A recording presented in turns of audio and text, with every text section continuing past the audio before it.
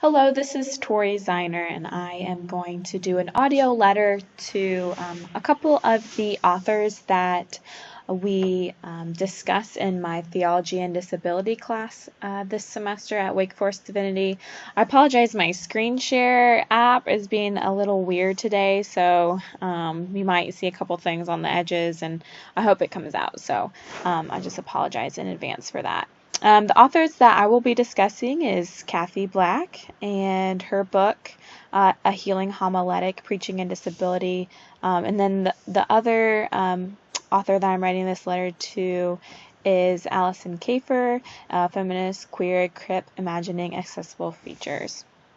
So I'm going to go ahead and get started in my portion of the letter to Kathy Black.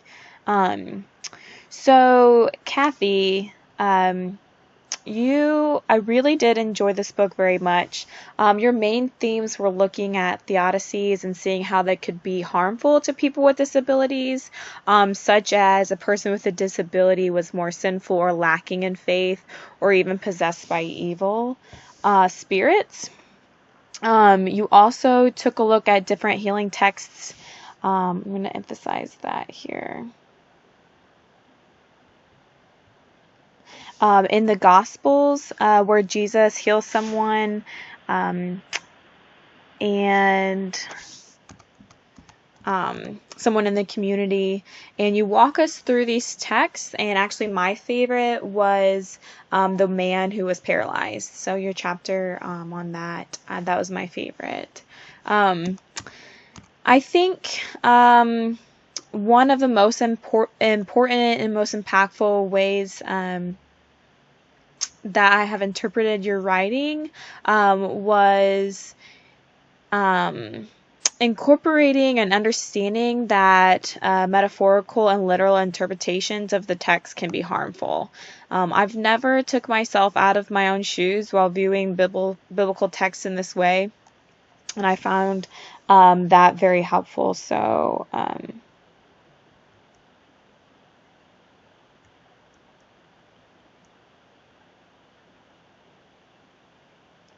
going to make note of that as well.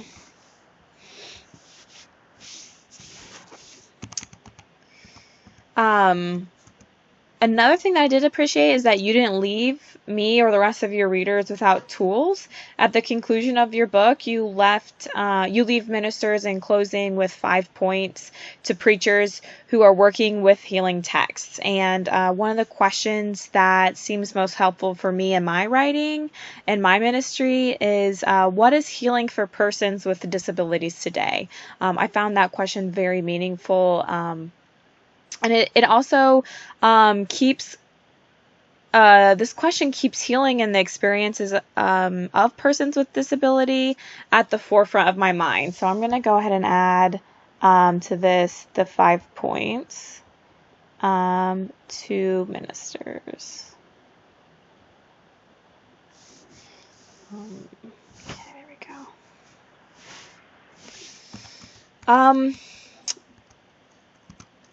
I do have a couple questions / critiques to you. I do find your work very similar to the work of liberation theologians in that you both continuously focus on each aspect of theology with the perspective of the subject of your matter. Like for yours is disability, and for theirs, for liberation theologians, it's the poor.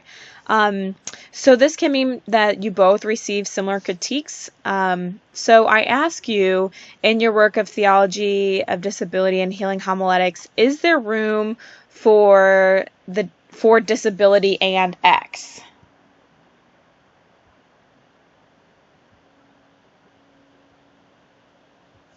And what do I mean by this?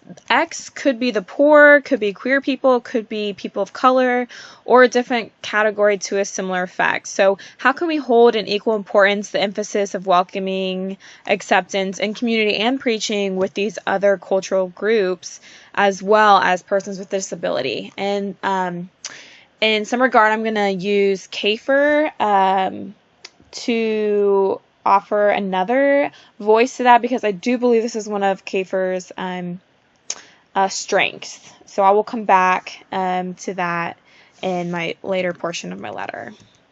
So I have to imagine what you would say to me, and I think that this question kind of reminds me of something that you pointed on in our Skype meeting with you. You said that to know our congregations and know what we do well and be able to refer individuals out to other locations and congregations that do things better than we do, which could even be hospitality. That answer may work for an everyday minister. With someone with a specific disability that a congregation can't fully welcome and appreciate and expand upon, that another congregation may be able to do those things. But in this context, I do think it would be a cop-out answer. I think it would be pretty inappropriate for someone to say, we will welcome those with disabilities, but not, those are the poor, or persons who are queer, etc. So I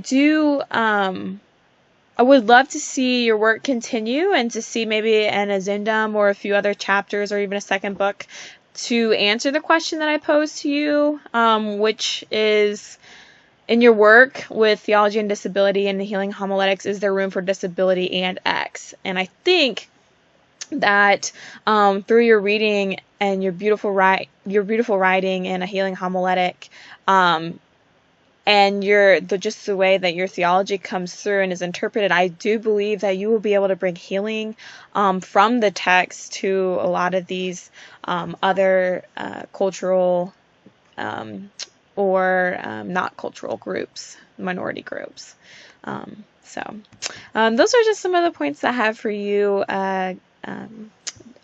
Dr. Black. And I'd like to go on and address Dr. Kafer now. And here is Dr. Kafer's book, Feminist Queer Crip, Imagining Accessible Features, a talk with Allison Kafer. This is the image that I found, and this is the front image of her book as well, minus the picture there. So I wanted to find a visual. So at the beginning of our class, we learned a lot about the models of disability, including your political relational model of disability, which is one of the main themes in your book. In this model, you say that the quote-unquote problem of disability no longer resides in the minds or bodies of individuals, but built-in environments and social patterns that exclude or stigmatize particular kinds of bodies, minds, and ways of being. In some ways, you are very pro keeping things such as the disability issues in the political sphere, in the social patterns, such as the chapter that we read on Ashley. And so I just wonder, what's that designation point for you? What things should be in that built-in environmental social sphere, and what things should or should not. So I guess that's one question I ask, which we can come to later. But I was thinking about how I was going to use this model and your words, and one thing that stuck out to me in the introduction was how you talked about rejecting the politicization of disability. But this also means that I interpreted this as like individuals in politics must be educated on disability, or that people with disability should enter into the political realm in order to reject the depoliticization of disability. So these are just some things that I have been thinking about and would love to discuss with you. You do use cripple and queer because it is a fluid and ever-changing. It leaves room for that changing. And so I wonder why you use that in reference to your political model, when Creamer's model of limits seems more applicable as being described as fluid and ever-changing.